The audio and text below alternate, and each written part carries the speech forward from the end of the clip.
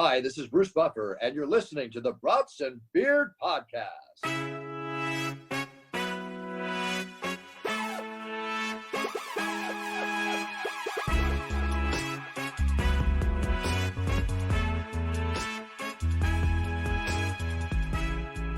Hello, tailgaters. Welcome back to the Brats and Beers podcast. We are excited to bring you another incredible interview guest today. We have an American sprinter that has won 5 Olympic medals, including the gold medal in the 2004 100-meter dash and 12 world championship medals. In 2015, he ran a 9.74 100-meter dash, which is quicker than this introduction. Tailgaters, please help me welcome U.S. Olympic legend Justin Gatlin. Woo! Yeah. I will take those 5 gold medals too while we're I gotta send those over to you now. Well, thank you for joining us today. It's truly an honor to have you here. And I believe I think if Wikipedia was correct, I think you won a total of 20 total medals throughout your career so far. Is that correct? This is probably correct. I've been around too long to even remember. I remember being on IG and one of my fans wrote all of my accolades out, and I was like, "Whoa, it's time for me to retire. Like, this is too much." It's amazing. I'm just looking at everything. I'm like, I feel like you've competed in everything. It's awesome. I did it. Yeah. I've done it all. Yeah. And that's a telltale sign of what's the next step for me. Yeah. Where do you keep all your medals? Do you just hand them out or what? I keep in this big old vault like Scrooge McDuck, but nah. I actually keep some at my house, and then I have some at my parents'. My parents have this big old like shrine that's dedicated to my whole career from high school. My first newspaper clipping from high school all the way up to like fans will send us like, I have this like tote sack that's made out of newspaper, but it's like laminated and it's like, it's pretty cool. It's pretty awesome. Cool. So there's a lot of cool things in there. You got dirt from the Acropolis. Oh, wow. Greece, has everything. Yeah. Wow. That's awesome. That's really cool. What's your favorite, like Olympic memory that you've had? Obviously the gold medal is huge. Like I'm sure that's up there, but what other ones, or does anything else stick out to you? Man, 04, you got to go back and look. In 04, right before the 100 meters, they brought us onto the track. They bring you onto the track at a certain time, right? So they keep the schedule going. They brought us onto the track almost 30 minutes before time. So the stadium's full of people, and we're just standing out there. And then all of a sudden they start playing Greek music, and then the crowd's clapping. So then it feels like you're getting ready for like a heavyweight bout, right? And everyone's like a small party started going on where everyone's cheering and everyone's dancing in the audience. And then everyone's like, shh, quiet down. Now it's time for the start of the 100 meters. It was the best intro I've ever seen. Wow, that's awesome. Are you planning on trying out or going for the next Olympics? I know you barely missed this one. I believe you pulled your hammy right before. And I was just wondering if you're going to be attempting and going for the next one as well, or... See, Sean, you're trying to get those accolades even longer, man. Hey. You have to have one of those old age scrolls. I'm here to watch you, man. I'm here to watch you. No, I don't know, man. To be honest, I mean, it sounds good, you know what I mean? Because it's only three years away. But, you know, a year in track feels like almost 2 years. So It takes a lot out of you because you're traveling, you're getting off the plane, you got to run in 72 hours or less, 48 hours. I mean, you get to see the world at a young age, but you definitely live out of your suitcase, year in, year out. That's tough. Is the 100 meter your favorite race to run in? It depends on what shape I'm in. If I'm in 200 meter shape, then I like the 200 too.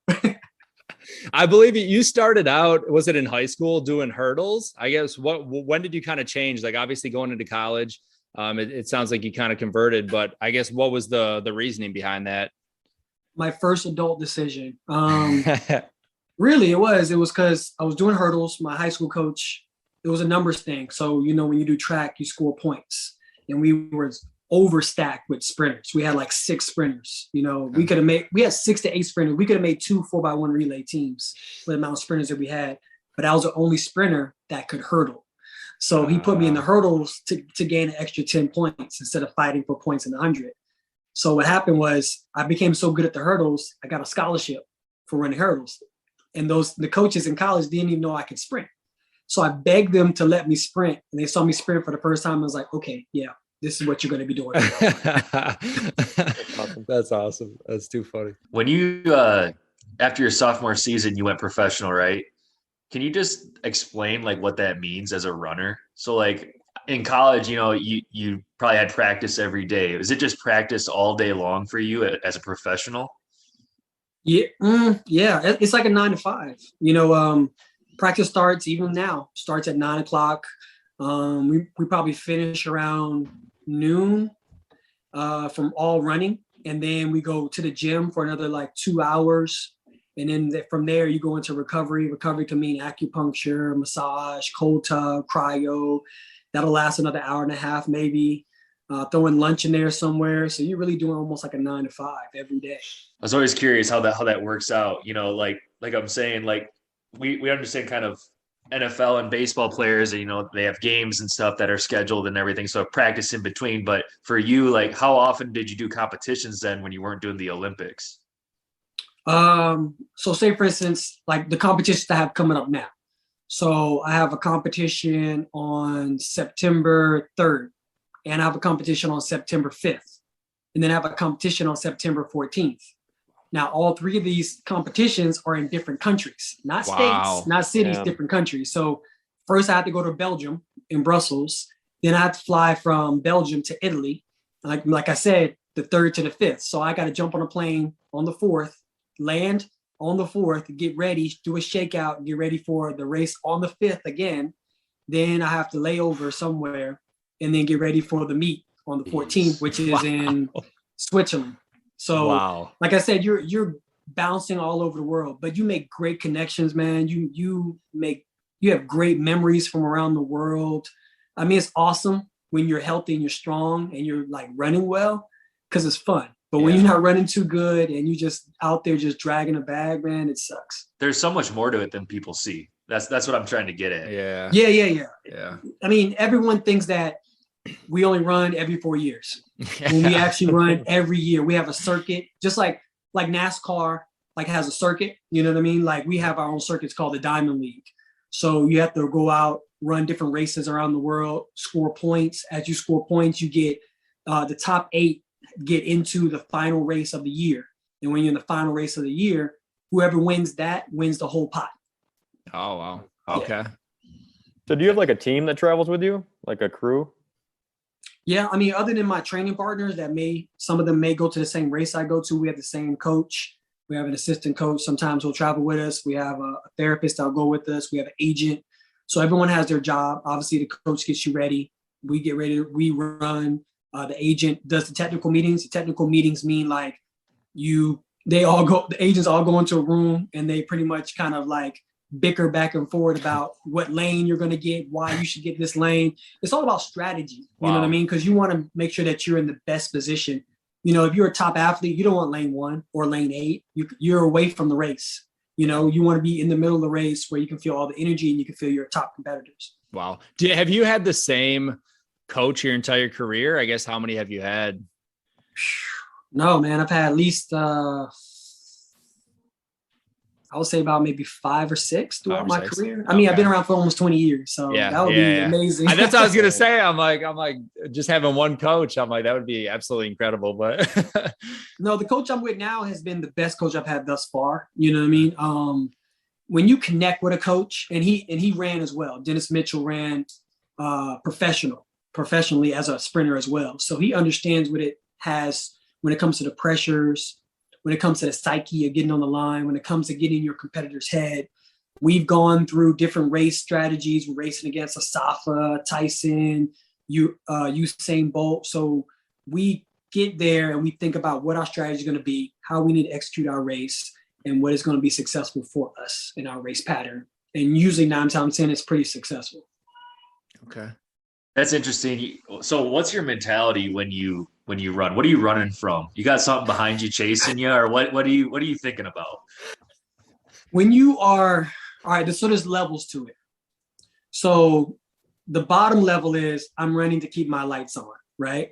So there's a lot of runners out there. Seriously, there's a lot of runners out there who are running paycheck to paycheck, or they have a opposite, or they also have a job. that they have to, like a regular job.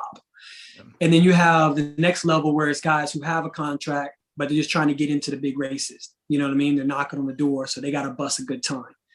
Then you got a level of the athletes who are competing, 4 or 5 athletes who are usually in the bunch. They're the ones competing, jockeying for position from first, second, third. And then you have the elite athletes. When you get to elite athletes, you're just racing against the clock, man. You're just racing against the clock. And when you're racing, when I'm usually running, I'm not necessarily running from something. It's more of a check and balance. So I'm thinking about getting off the blocks. I'm thinking about executing my drive phase. I'm thinking about coming out my drive phase ferociously. I'm thinking about doing a side check really quick with my eyes, making sure where I see my competitors at. I'm maintaining my form going down the track. And if someone's challenging me, I make sure that I keep the foot on the pedal and then diving for the line or like leaning for the line. Or either if there's no one around me, do a little showboat here or there. But it can be different. Some people race to get in front and just, like you said, like a dog's chasing or like that. But for me, it's always been running my race, execute my race. But my psyche before the race is straight kill mode, warrior mode. I'm trying to take everyone's heads off. When I was watching the Olympics this year, I saw some people like jump like off the blocks and then get DQ'd and then they're just done. Like, did that ever cross your mind going up to the blocks when you're getting ready? And like, I just feel like that would be so devastating to work so hard and then do that. Like, does that ever go through your head when you're getting ready? Like, obviously you're in kill mode. I would hope it doesn't, but I just want to hear it from you. When you're not ready, you think about it. You're like, yeah, I might false start today. But at the same time, when you're ready, you don't have to think about that. You're so confident. You know that you can just, when the gun goes off, you're going to react. You're going to do well. You're going to be with the pack or in front of the pack. Yeah. It sucks for those guys who jump at the Olympics. Yeah. They're in the finals and they false start. All that hard work is just gone down the drain. And you're only 5 minutes or 5 seconds of fame is your false start and then you got to walk off the track. Yeah, I was also confused. I'm pretty sure the Olympics just makes things up because I was watching one race and the person jumped and they DQ'd, and then there was another one and this woman jumped and then they let her get back on the blocks and go. She finished dead last. She was not even close, but still they let her run again. I was like, that's kind of weird because the other dude he kicked off the track. So I guess maybe there's different rules and stuff, but I'm like, I don't know. Yeah, it's rules on top of rules. So what happens is there's a sensor on the pad, right? So if you watch closely, there's a cord that leads from the starting blocks. So it's a sensor and there's a microphone. The microphone has the gun, the sound of the gun. That's where the microphone is for. The sensor is the weight that you put on the pad. And if you move off the pad just a little bit, then the sensor will go off. It's like a booby trap in a way. Okay. So, but sometimes what happens is you can fight that, which probably the girl fought it. She was like, my foot moved, but my hands didn't come off the line. If your hands don't come off the line, it doesn't mean that you really false started. It was also pouring rain, so I was like, I didn't know if weather ever matters too, but I'm guessing it's that. But yeah, that's interesting. I never knew that. Brought that up. Is how different is outdoor versus indoor running, Justin? Shorter. Indoor is way shorter. It's 60 meters. It's all about speed. It's all about getting up the block first and just holding and maintaining. Outdoor, you got the elements. You got tailwinds, headwinds. You got the sun, you got the rain. So, I mean, I like all that stuff because it kind of brings kind of like a layers to the element, you know what I mean, of your competition. Pouring rain, it makes you feel like you're a warrior out there in the pouring rain. You're just going to get the job done. But I prefer outdoor than over indoor.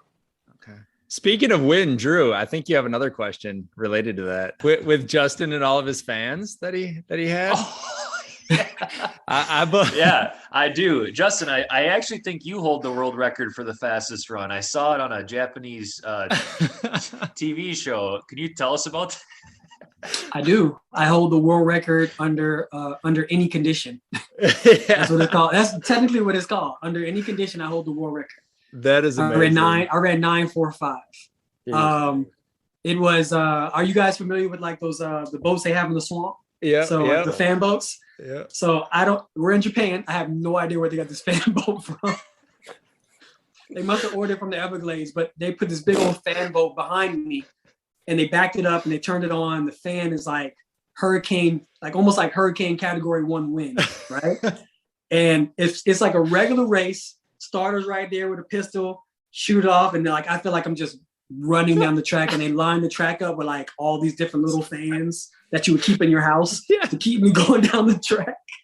So the first attempt, I tied Usain's record of like 9:58, and it was like, no, we can't have that. We can't have that. We need you to go even faster. So I had to go back, do it again. And then I ran 9:45. Wow. Nuts. That is, yeah, I saw the video and I was just cracking up because there was literally just house fans next to you as you're running. It's just too funny to watch.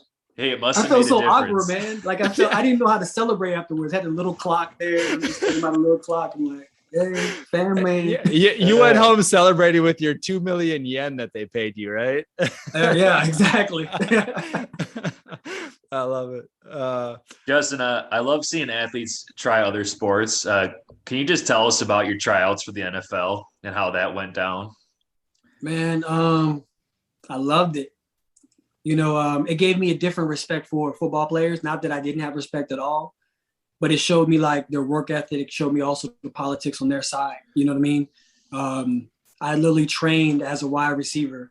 In high school, I played free safety, so I knew nothing about wide receiver except how to cover them, right? So I had to learn the route tree. I had to learn how to be able to get in and out of cuts. I had to really look like a wide receiver. Went to pro day, did the pro day. I went to a couple of private tryouts with the Cardinals, Tennessee Titans, and the New Orleans Saints were the first ones. And I remember jumping off of, for the Saints, I remember that they gave me my first shot.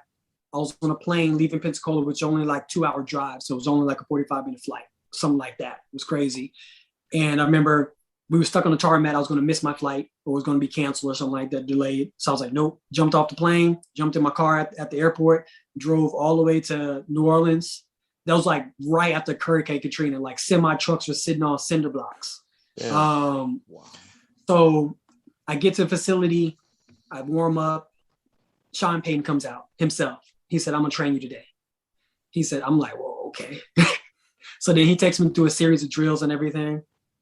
So then after that, he says, all right, man, go put some cleats on. Go in there. I go in the locker room. Reggie Bush is in there. So I'm standing right next to Reggie Bush, putting my cleats on. He's like, hey, what's up, man? Yeah. All right, cool. So then I go back out onto the field, get ready to go. He's like, all right, you're going to get some passes thrown to you.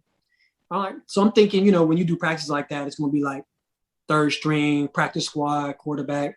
Drew Brees comes out the facility with ball in hand, and he's out there. I'm out there playing catch with Drew Brees while Sean Payton's watching.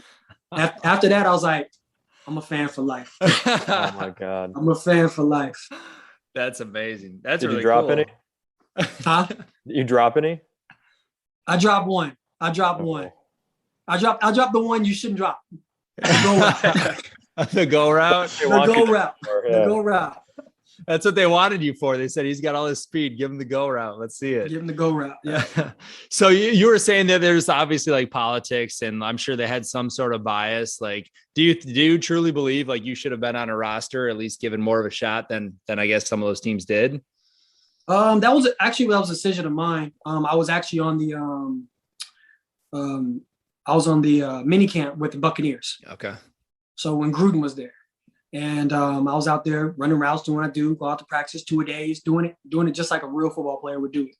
And I decided, I was like, man, because I was staying up to like 2 o'clock in the morning while my roommate was going to sleep at like 10 o'clock. Oh, wow. So I'm up, like reading these plays. Like they gave us a playbook like this thick. So, everyone knows in minicamp, it's all about if they can break you or not mentally. You know what I mean? And when I was practicing being a wide receiver, no one taught me how to read plays. So I'm out here not reading any of these plays, just running these routes, looking like a receiver, but not really getting educated like a receiver should. So I read, we had at least 10 routes to learn a day.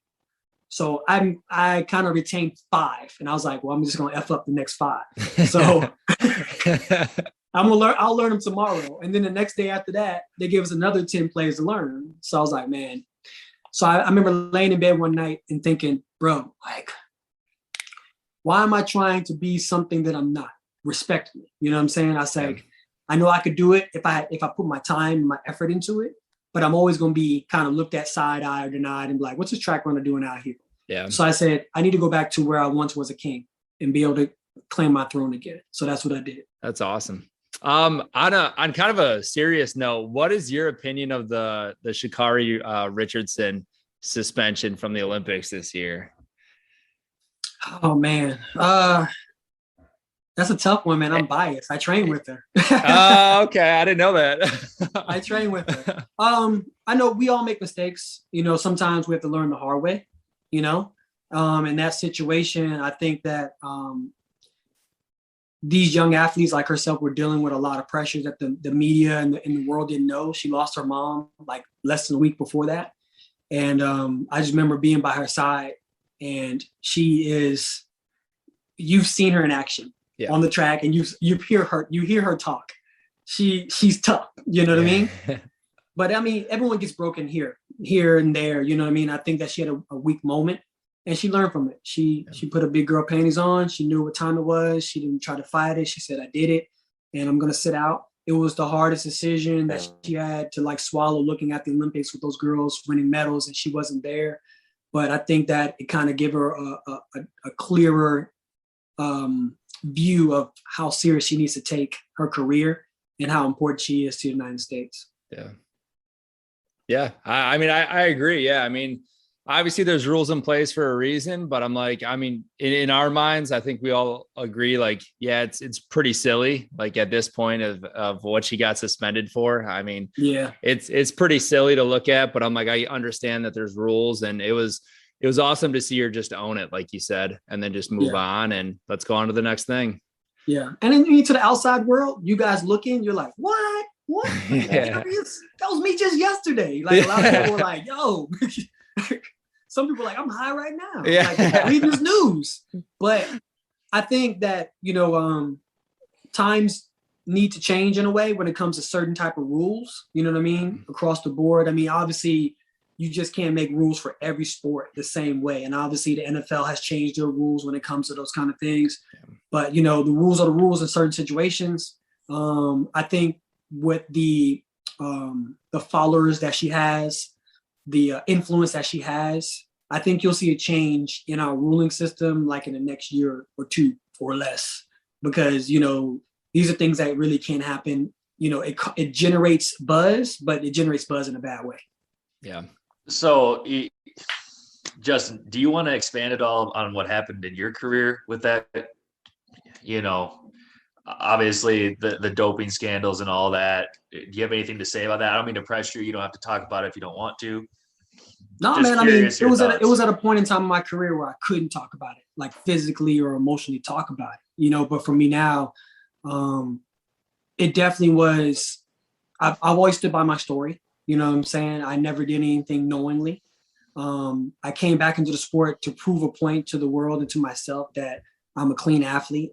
I came back stronger and faster. I worked harder. You know what I mean? But also I think that it's the people that you're around. At the age of 21, I surrounded myself with people who I shouldn't have probably surrounded myself with. And in that situation, misery loves company, birds of a feather flock together, all those kind of things kind of just rolled into one. And I had to learn a lesson from that the real hard way. I was away from my sport for 4 years. I didn't collect a check of any kind for almost half a decade. So, if that's not punishment itself, and then coming back into the sport, I was blackballed. I couldn't run on the circuit, diamond leagues. A lot of people were shunning me. It just so happens that the sport is all about results. So once I started running good again and I started beating on that door physically with my performance, the door cracked open. I just kicked that shit wide open. And I came back into the sport. Oh yeah. I wanted to thank you because we're all 30 now and you gave me a lot of hope. So thank you. Oh yeah. Getting old, man. Oh, yeah. I appreciate it, man. That's what I'm doing it for. I'm doing it for us, man. I love it. I run 20 feet and my whole body hurts. So props to you, man. Yeah, damn. Justin, I wanted to ask you, so as an Olympian, when you win silver or bronze, what's that feeling like? Is it like if you're not first, you're last mentality, or are you really proud of yourself for getting that position? Oh, I'm always proud of myself. You know what I mean?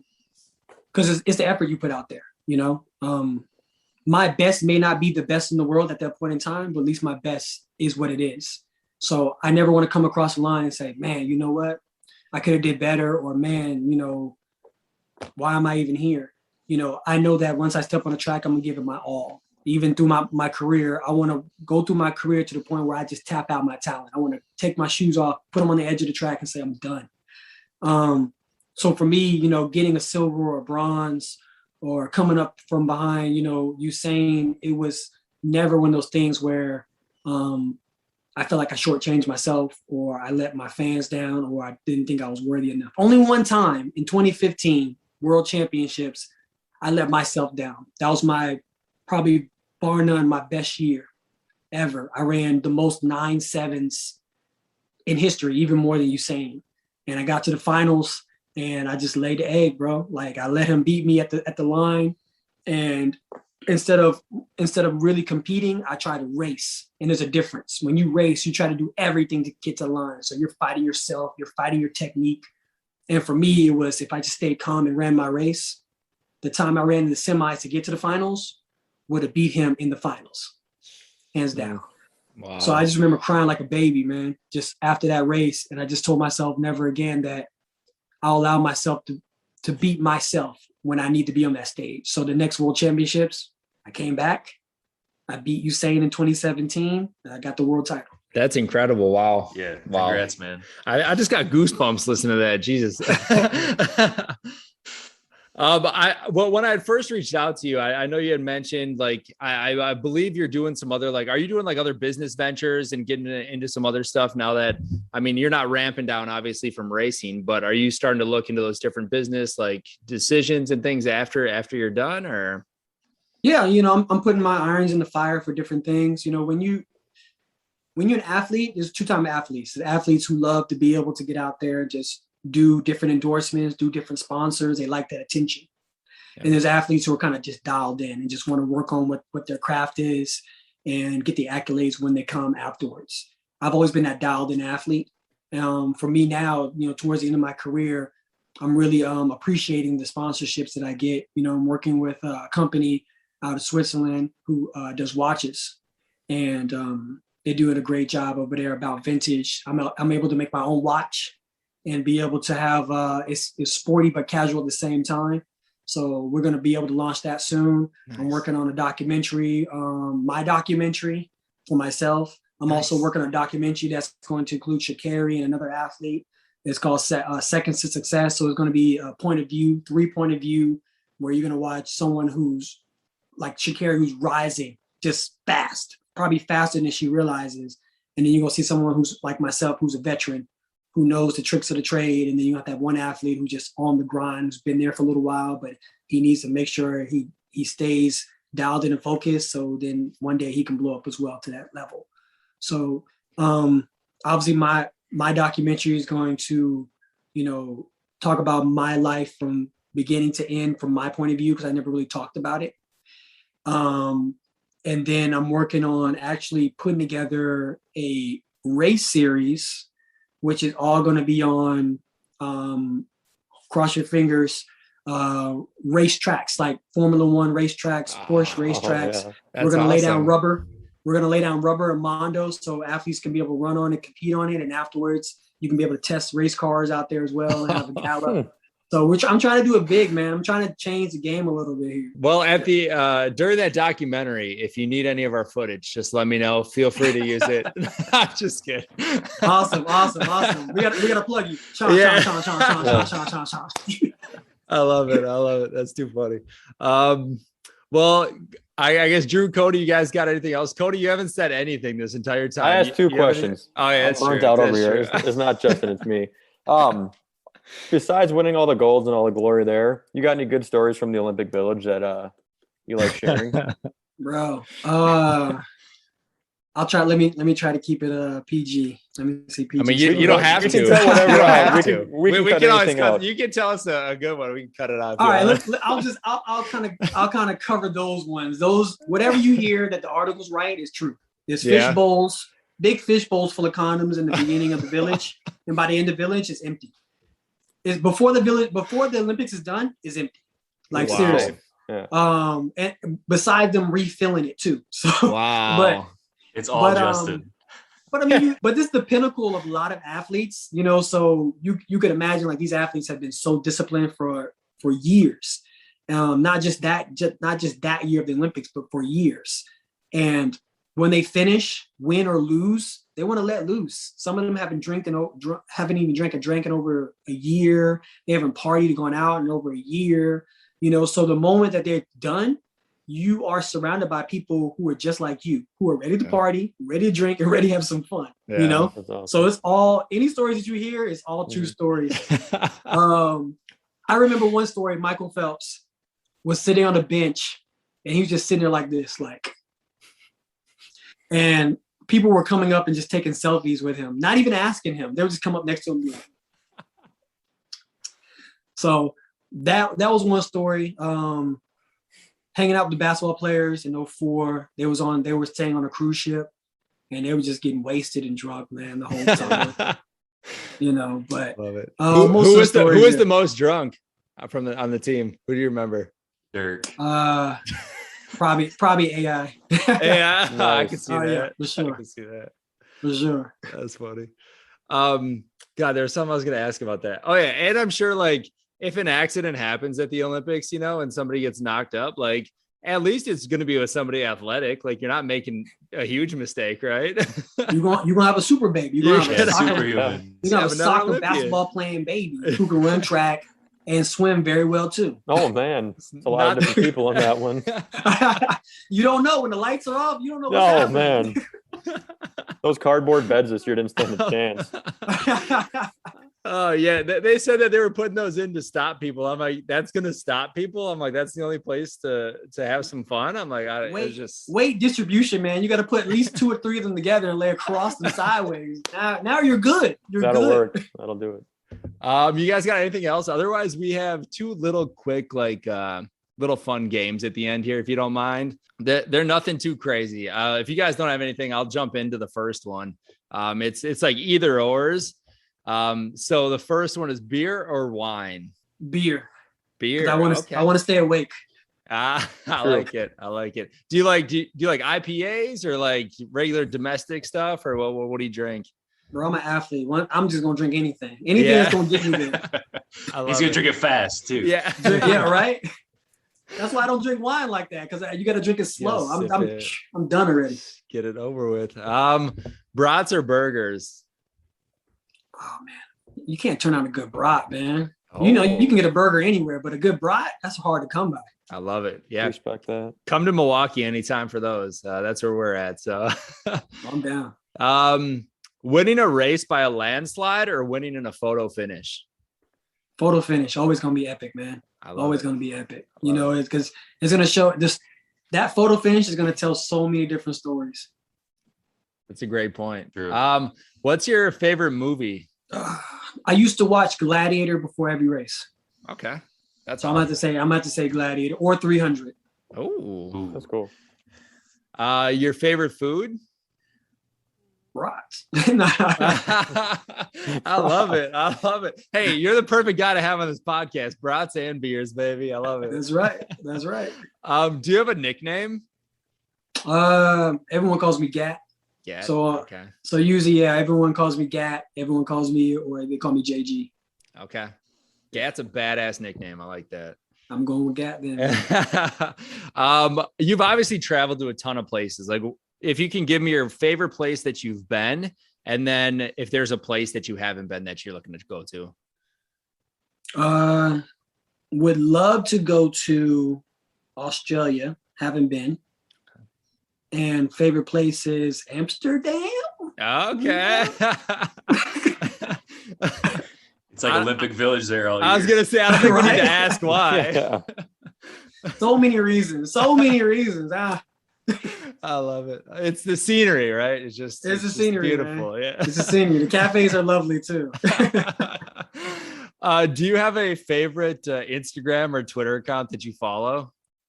Oh man, I'm about to go with right now. My favorite is probably Shakir. I love Bobby Shakir Richardson is probably my favorite to watch. Okay. You never, even though I see her every day, I never know what she's gonna say. Yeah. Yeah. What's your favorite number? Number 5. 5. Okay. Any reason or just drawn to it? Yeah. Just drawn to it, man. Yeah. Coincidentally, 5 medals. That was just a coincidence, man. Yeah. I'm just drawn to number 5. Love it. You should like 6. 6? Yeah. Oh, Yeah. get my next one right. Change There to we a new go. one. There we go. No, but at the same time, I used to get lane 3. Lane 3 is my favorite lane when I do the 100. Okay. For 1 year, I was doing lane 3 all the time, and all my competitors couldn't figure out why. But it actually was just to drive them crazy. That's it. So everyone would start fighting over lane 3. That's awesome. Get in their heads. Yep. Before it starts. The last one in this one. How many Krispy Kreme donuts do you think you could eat in an hour? Well, I could eat a dozen in like 10 minutes, 15 minutes. So. I mean, we're just gonna up the ante and talk about how many boxes can I eat in an hour. Yeah, I mean, hey, I'm here for it. I want to hear it. And then we're gonna have a Krispy Kreme challenge. You're gonna join us. All right. So if I haven't ate all day and I've had sweets in a week, I'm gonna destroy at least 2.5 boxes. Okay. I like it. Do you know who Georgia Ellenwood is? She's a Canadian heptathlete. I'm not sure if you're familiar. So we had her on here. She said she could eat like 36 or something. And she's a small girl. I was like, that is a lot of donuts. I believe her. When you're a heptathlete, you can do anything, man. Yeah, it's true. That's true. All right. Well, we have one more quick game. This should be a pretty quick and easy game for you. Quick is my thing, man. Yeah. I called it Medal of Honor. We could probably call it many different things, but it's basically Olympic themed trivia, essentially. Okay. So all of the answers will be Olympians. The first question is, this Jamaican sprinter grew up playing cricket and football in the streets and later went on to run a 9.58 100-meter dash in 2009. Oh man. What's that guy's name? Bolt. Usain Bolt. Yeah. I still don't know who you're talking about. I don't even know. I had to Google it. I had no idea. Never heard of him. In some circles, we call him DJ Bolt. He loves to party, man. Oh God, I can see that. This American sprinter won 4 Olympic gold medals between 1992 and 2000 and was known for his stiff, upright running position and very short steps. I'm going to go with Michael Johnson. Michael Johnson is right. There we go. Gold shoes. I didn't know. I saw that he actually recently suffered a stroke, but I guess he's 100% now, right? Yeah, he did. Actually, I guess he's good. He's back. That's crazy. So, that's crazy. Yeah. Anyways, number 3. This American sprinter won her 11th Olympic medal at the last Olympics, which made her the most decorated Olympic sprinter over Carl Lewis. We're going to go with Allison Felix. Allison Felix is right. This American swimmer won 12 Olympic gold medals during his career and was also held at gunpoint in Rio. I'm gonna go with the good guy Ryan Lochte. Not trying to call you out, Ryan. I was just asking a question. It was trivia. We got 2 more here. This former Olympic sprinter has dual citizenship in Belize and the U.S. and also played professional basketball with the Tulsa Shock in the WNBA.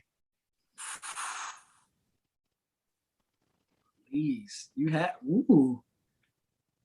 You got me. Am I going to stump you on one? What year? What year you said? What years was this? There were no years.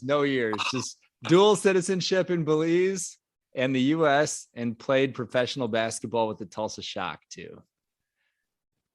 And God, I hope Wikipedia is right. I'm not sure. Marion Jones. Marion Jones. I never knew she played basketball. That was. I never followed her basketball career. You lost me on that one. I had no idea. I don't even know how long it was. I knew she was Belize, but I was like, Tulsa Shock. We might have to do some extra research outside of Wikipedia on that to make sure that's right. But The last one here. This American sprinter has appeared on the popular Spike TV show Pros vs. Joes and attended the University of Tennessee. Peyton Manning. Peyton Manning. Myself, Justin Gatlin. Oh man. Yeah. What was it like to be on that show on Pros vs. Joes? I used to watch that all the time as a kid, so I'm just curious. Totally different what you see on television. So Yeah. I mean, I know I did a lot of trash talking on there, but Yeah. when the cameras weren't rolling, everyone was so nice to each other, man. Even the Joes, they were like so nice. And then like when you start rolling, it was like, all right, man, y'all talk more trash, talk more trash, talk more trash. Yeah. So I think that they separated us. And then like if like the coffee guy came over and started whispering like stuff like, hey man, they're talking about you in there, and go back over there, hey man, you Joes, they can't do nothing to you Joes, man. You know, if they kind of like drummed it up a little bit, I think it would have been better. That's but funny. it was a great experience actually, man. I met some of my idols, you know. I met Dominique, who I still stay in touch with. That's really cool. Obviously Herschel Walker, you know, Dutch Dalton. So they're all like superstars to me.